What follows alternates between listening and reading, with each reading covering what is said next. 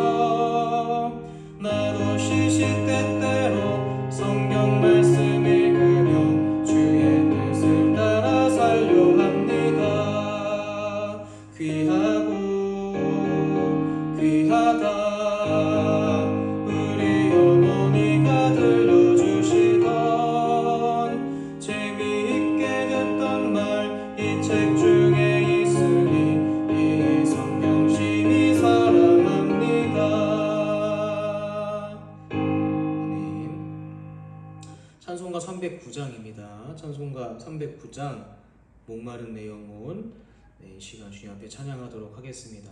찬송가 309장입니다.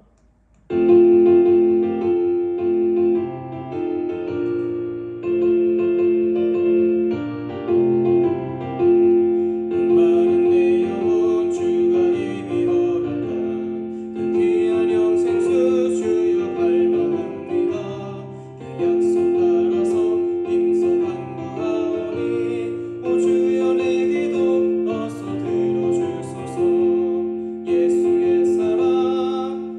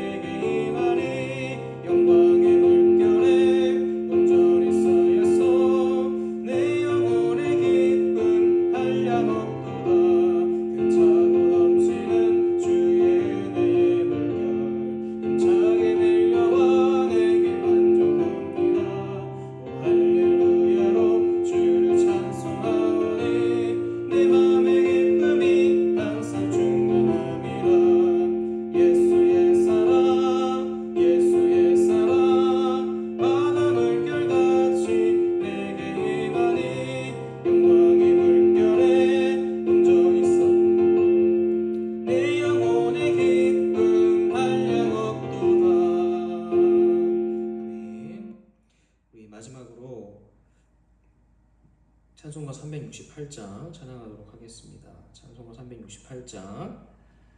네, 우리 입술로 우리 마음으로 이 시간 주님 앞에 주님의 은혜를 간절히 사모하는 마음으로 구하고 기도하고 찬양하는 그런 우리 예배 자리가 되길 원합니다.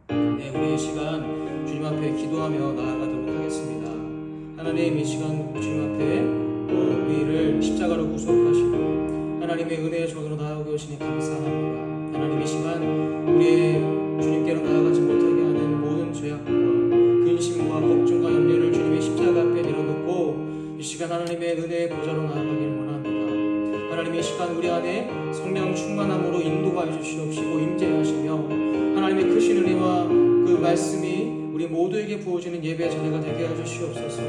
하나님 그 말씀을 듣고 말씀의 힘과 능력을 의지하여 말씀대로 살아가는 예배 자리가 되기를, 귀한 믿음의 결단의 자리가 되기를 간절히 기도하옵나니 주님 이 시간 우리와 함께 하시고 인도하여 주시옵소서. 이 시간 예배를 위하여서 주님 앞에 기도를 나아가도록 하겠습니다. 기도하시겠습니다.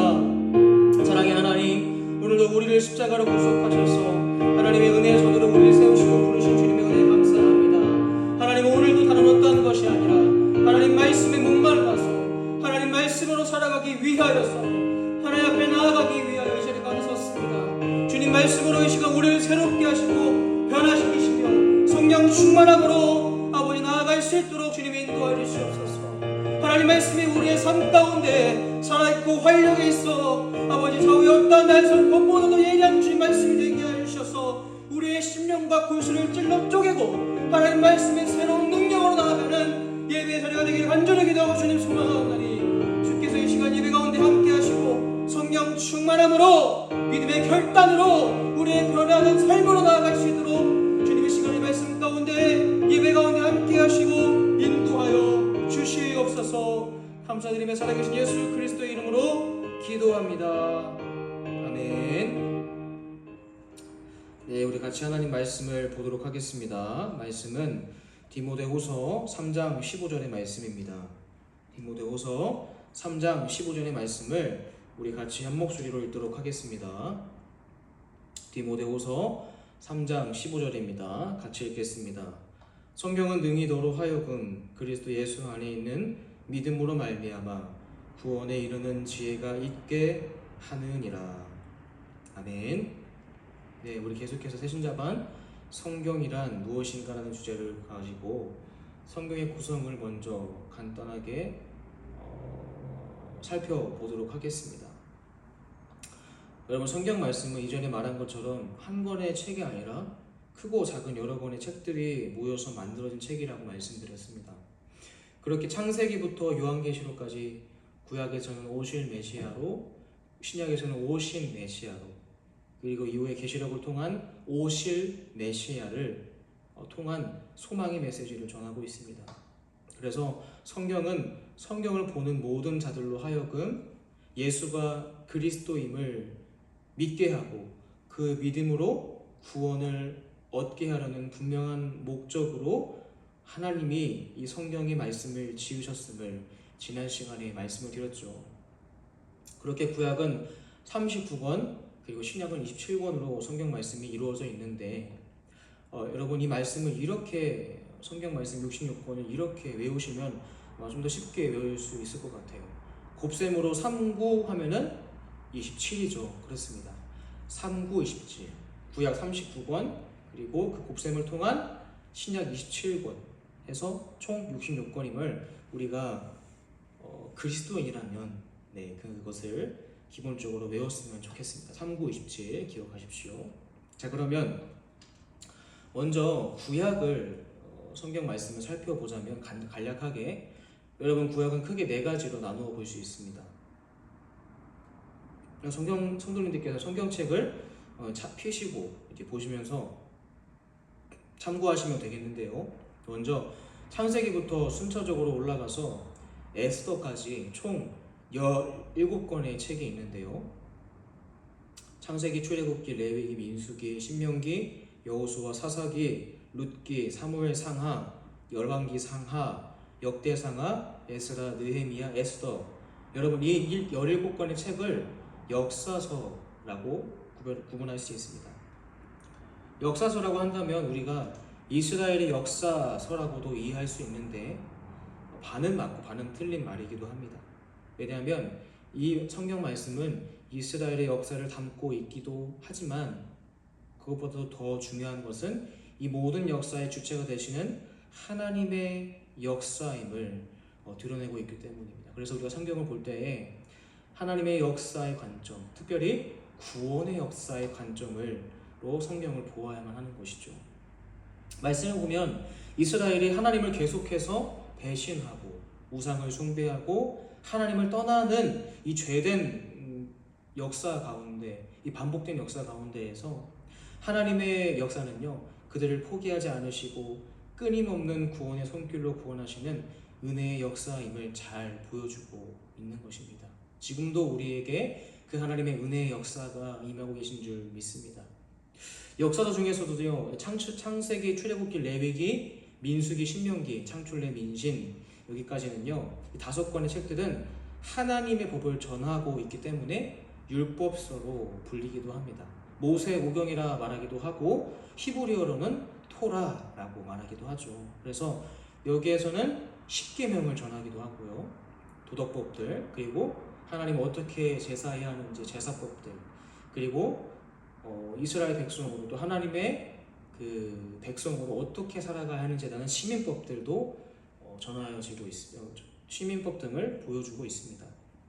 다음으로 나오는 이 5권의 책은 시가서 또는 성문서라고 불리기도 하는데요.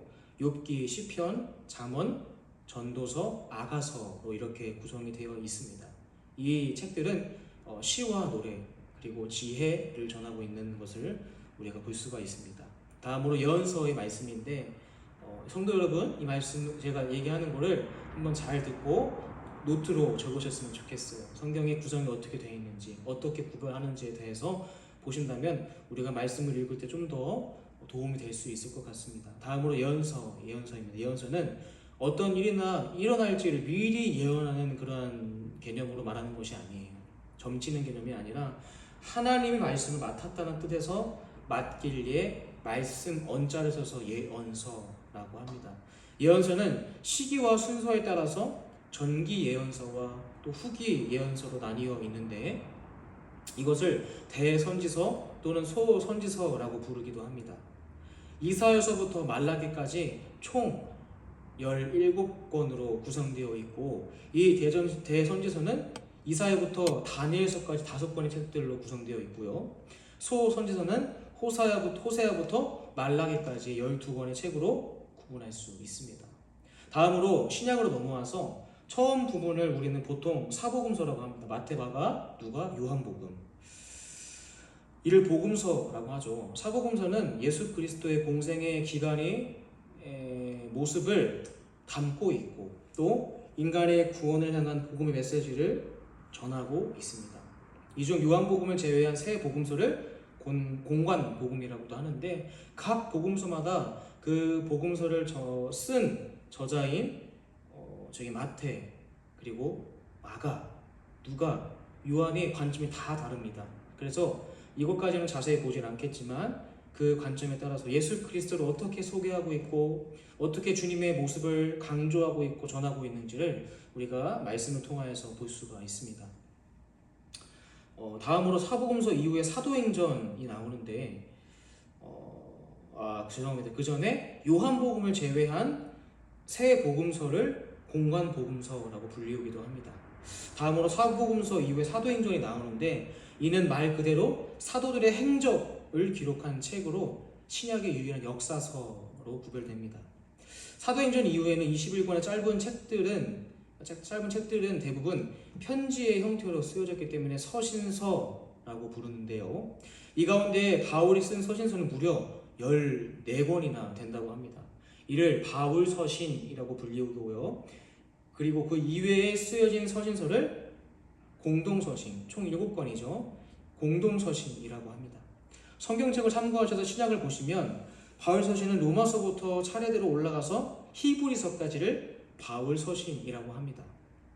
이 중 히브리서는 조금 애매한 게 수신자를 밝히고 있지 않기 때문에 이제 신학자들이 히브리서의 문체나 어떠한 그런 모습들을 보면서 바울이라고 예측은 하지만 바울이 수신자가 아니다, 바울이 그걸 쓴 것이 아니다가 주장하는 신학자들도 있기 때문에 바울 서신이라 불리기 조금 애매합니다.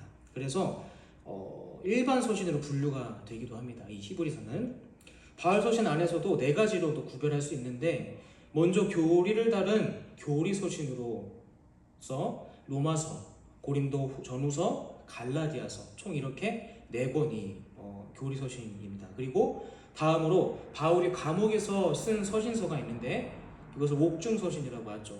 옥중 서신은요 에베소서, 빌립보서, 골로새서, 빌레몬서 이렇게 4권의 책으로 구성되어 있습니다. 그 다음으로 목회에 대해 기술한 서신서가 있는데 그 책은 디모데 전후서, 디모데 목사님에게 바울이 전한 거죠.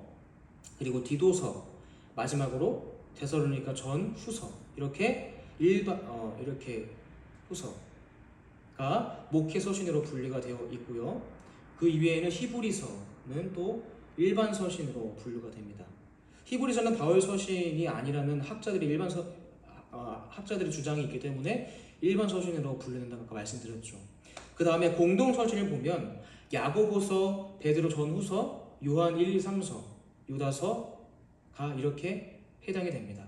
바울 서신과 공동 서신의 차이점은요. 바울 서신은 수신자의 이름이 서신서의 제목이에요. 근데 그에 반해서 공동 서신은 발신자의 이름이 제목이라는 특징을 가지고 있습니다.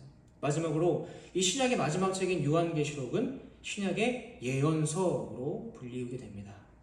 그리고 그 이외에 성경에 담지 않는 그러한 성경에 포함되지 못한 말씀들을 외경이라고 불리웁니다. 이렇게 간략한 성경의 구성을 보았는데 다음으로 이 성경 구성 가운데에서 성경 말씀의 특징을 보도록 하겠습니다. 요한복음 6장 68절 말씀에서는 베드로가 주님의 말씀에 대해서 이렇게 말하고 있어요. 제가 읽어드리겠습니다. 시몬 베드로가 대답하되 주여 영생의 말씀이 주께 있사오니 우리가 누구에게로 가오리이까? 라고 말씀하고 있습니다. 여러분, 이 주제는 저번 시간에 우리가 성경의 목적의 주제와 이어지는 연결인데요. 이 성경의 말씀의 특징의 주제가 요한복음의 말씀을 인용해서 제가 말씀드렸죠. 성경의 목적이 예수가 그리스도이심을 믿음으로 영생을 얻게 하려는 목적을 가지고 있다고 말씀드렸습니다. 그렇게 성경의 말씀의 가장 큰 특징은요, 동일하게 영원한 생명을 전하는 특징을 가지고 있습니다. 성경의 모든 말씀은 일맥상통으로 예수 그리스도와 그분으로 인한 영원한 생명으로 연결되어 있어요. 그렇다면 수천 년을 거쳐서 쓰여진 이 텍스트와 문자로 이루어진 이 성경 말씀이 어떻게 오늘날을 살아가는 우리들에게 또 이전 세대들에게 이 텍스트를 보는 자마다 영생의 말씀이 될 수 있을까요? 어떻게 그런 특징을 가질 수 있겠습니까? 여러분, 그것은요, 이 텍스트는 그 글을 쓴 사람에 따라서 영향이 달라져. 가령 누군가가 연설을 했을 때 제가 누구 연설을 하는 것과 대통령이 연설을 하는 것과는 대중들에게 어마어마한 차이가 있겠죠. 일반 시민이 얘기하는 것과 대통령이 시민들에게 연설하는 것과는 정말 그 무게가 달라요. 영향이 다릅니다. 대통령의 말이 훨씬 무겁고 또 영향이 분명하게 있겠죠. 이와 같이 이 텍스트를 쓴 대상이 유한한 사람이 아니라 영원하고 영존하시는 하나님께서 쓰셨기 때문에, 또 하나님의 영원하신 특징을 가지고 있기 때문에 그 말씀이 우리에게 주님의 영원하고 영존하시는 모습을 따라서 영생의 말씀이 될 수 있다는 것입니다. 다음으로 베드로전서 1장 23절의 말씀을 보도록 하겠습니다. 제가 읽어드리겠습니다. 너희가 거듭난 것은 썩어질 씨로 된 것이 아니요 썩지 아니할 씨로 된 것이니 살아있고 항상 있는 하나님의 말씀으로 되었느니라. 아멘. 성경 말씀의 특징 두 번째는요, 하나님의 말씀은 항상 우리와 가까이 있다는 것입니다.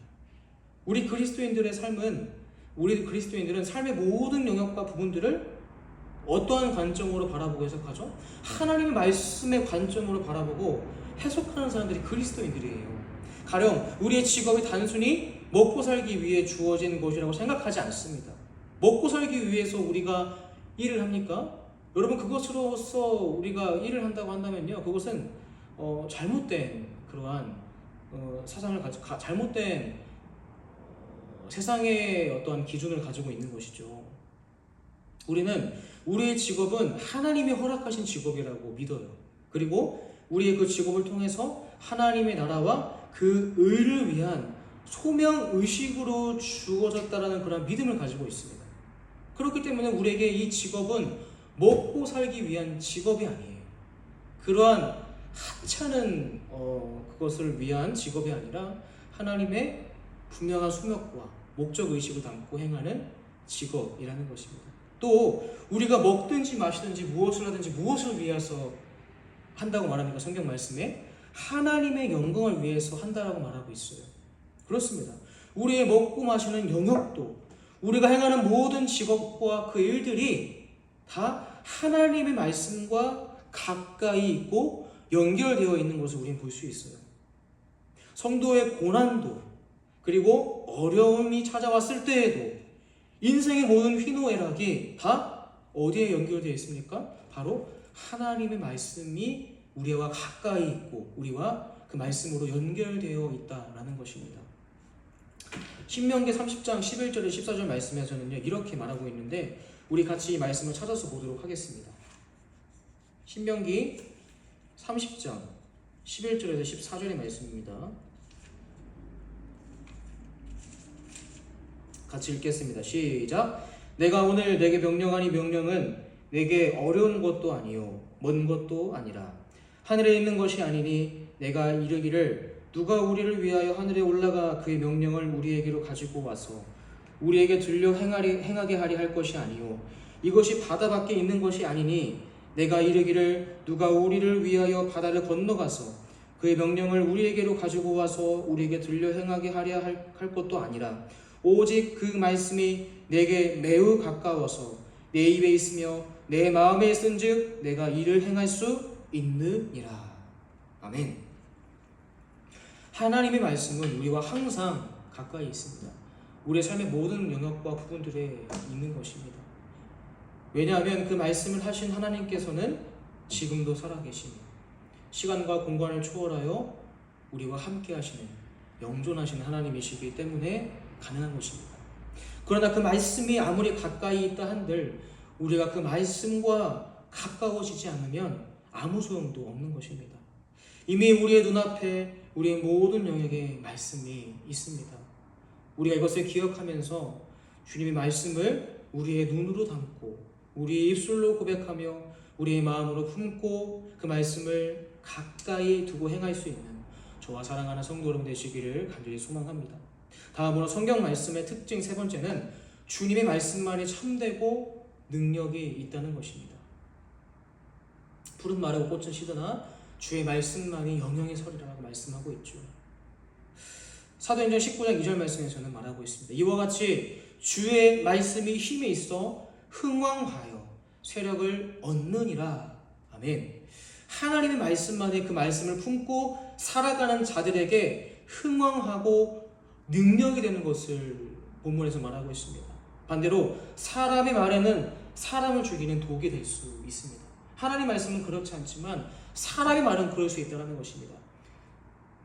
여러분, 예를 들어서 독일의 지도자였던 히틀러, 그 사람은 다른 사람들에게 자신의 그 말을 어필해서 따르게 하는 그러한 참 언변에 뛰어난 능력을 가지고 있었다고 해요. 그래서 수많은 히틀러 국민들과 사람들이 그 사람의 말을 따라서 행했어요. 심지어 교회들조차도 히틀러의 말을 하나님의 말씀과 같이 믿고 행했습니다. 그만큼 그 사람의 말은 매력이 있고 대중들을 끌어들이는 능력이 있었어요. 그런데 그 히틀러의 그 말로 인하여서 여러분 얼마나 많은 유대인들과 사람들이 전쟁으로 죽었습니까? 훗날 이 독일의 이 세력은 퇴폐하였고 망했으며 결과적으로 그의 말로 인해 수많은 사람들이 죽고 희생당할 수 우리는 볼 수 있지 않습니까? 사람의 말에 사람을 끌어들이는 능력이 있을 수 있어요. 그런데 그 능력이 있다고 할지라도 그 말로 인한 결과는 거짓되고 끔찍할 수 있다는 것입니다. 사무엘하 7장 28절에서는 이렇게 말하고 있어요. 주 여호와여 오직 주는 하나님이시며 주의 말씀들이 참되시니이다. 아멘. 세상에 수많은 소리들이 있습니다. 요즘 유튜브를 통하여서 여러 민족과 여러 나라가 그 언어와 나라의 벽을 뛰어넘어서 유튜브를 통하여 우리들에게 그 소리를 들려주고 있어요. 여러분, 근데 우리가 그 수많은 소리들 가운데서 주목해야 할 소리가 무엇이죠? 바로 세상의 시끄러운 소리 가운데에서 진리로 울려 퍼지는 주님의 말씀만이 우리는 그 말씀을 주목해야 할 것입니다. 세상의 소리는 거짓된 부분들이 많지만 주님의 말씀만이 변하지 않는 진리요 참된 말씀이 되기 때문이에요. 그래서 주님의 말씀을 보는 사람들마다 우리들의 속사람과 거짓됨과 죄됨의 실상을 보게 하고 또 그렇게 우리를 진리 가운데로 인도하는 주님의 말씀이 되는 것입니다. 세상의 소리는요, 그 우리의 속사람의 모습을 비추일 수 없어요. 우리를 진리 가운데 인도할 수 있는 능력이 없습니다. 오직 하나님 말씀만이 우리를 이 거짓됨과 이 소망 없는 세상 가운데에서, 죄 많은 이 실상 가운데에서 우리들의 모습을 비추어 준다는 것입니다. 그래서 히브리서 4장 12절에서 13절 말씀에서 이렇게 말하고 있습니다. 하나님의 말씀은 살아있고 활력이 있어 좌우의 날선 어떤 검보다도 예리하여 혼과 영과 및 관절과 골수를 찔러 쪼개기까지 하며 또 마음의 생각과 뜻을 판단하나니 지으신 것이 하나도 그 앞에 나타나지 않음이 없고 우리의 결산을 받으실 이의 눈앞에 만물이 벌거벗은 것 같이 드러나느니라. 아멘. 여러분, 주님의 말씀만이 우리의 모습을 온전히 비추이는 거울이 됩니다. 세상의 말은 그렇지 못합니다. 주님 말씀만이 우리의 모습을 온전히 비추는 거울이 되는 것입니다. 그렇게 우리의 말씀 속에서 우리는 그 말씀 속에서 우리의 추악한 실상을 보게 되고 또 말씀으로 우리를 가꿈으로 온전한 사람과 온전한 선행을 이루어가는 능력이 부어지게 되는 것입니다. 주님의 말씀이 우리를 비추는 거울이 되지 않는다면 우리는 언제든지 거짓된 가면을 쓰고 거짓된 모습으로 가면 무도회와 같은 세상 가운데 살아갈 수밖에 없는 것입니다. 가면 무도회는 귀족 양반들, 굉장히 높은 지체에 있던 사람들이 자신의 신분을 감춘 채 자신의 욕망과 욕심을 충족시키기 위하여 만들어낸 행사입니다. 가면을 쓰면 누가 누구인지 몰라요. 그렇기 때문에 내가 내 명성과 내 지위를 막론하고 모르기 때문에 내가 원하는 대로 할 수 있는 것입니다. 그러한 취지로 가면 무도회가 만들어진 것입니다. 여러분, 세상에 바로 이와 같습니다. 거짓되고 허황된 이러한 세상 속에서 여러분, 스스로를 감춘 채 욕망과 욕심의 가면을 쓰는 세상 가운데에서 우리는 우리의 가면을 벗기고 우리의 모습을 밝히 드러낼 수 있는 것은 무엇입니까? 바로 하나님의 말씀밖에 없다라는 것입니다. 하나님의 말씀만이 가면 무도회 같은 이 세상 속에서 우리의 가면을 벗기고 진리 가운데로 인도한다라는 것입니다.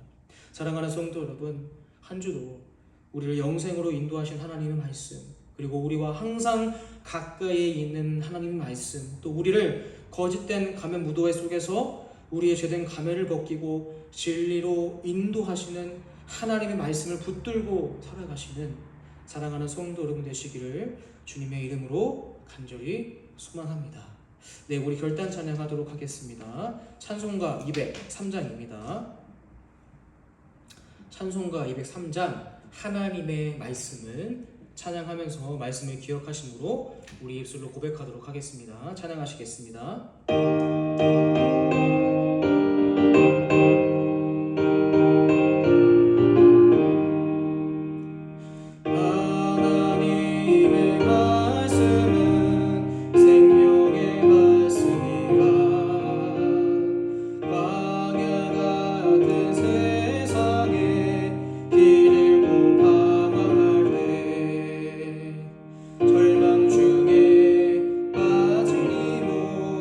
하나님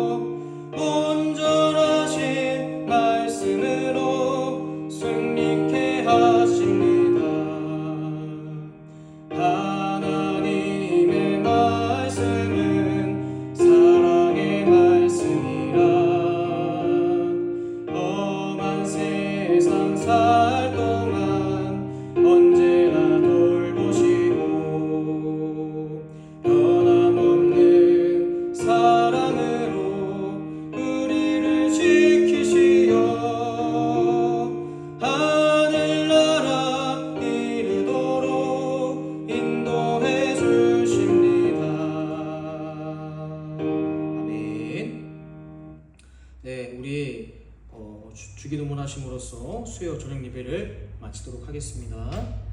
하늘에 계신 우리 아버지여, 이름이 거룩히 여김을 받으시오며 나라가 임하시오며 뜻이 하늘에서 이루어진 것 같이 땅에서도 이루어지옵소서. 오늘 우리에게 일용할 양식을 주시옵고 우리가 우리에게 죄 지은 자를 사하여 준 것 같이 우리의 죄를 사하여 주시옵고 우리를 시험에 들게 하지 마시옵고 다만 악에서 구하시옵소서. 나라와 권세와 영광이 아버지께 영원히 있사옵나이다. 아멘.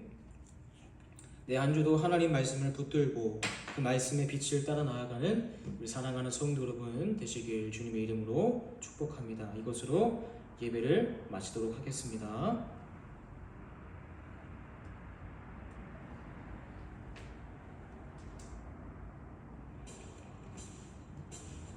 주를 찾는 모든 자들이 주로 말미암아 기뻐하고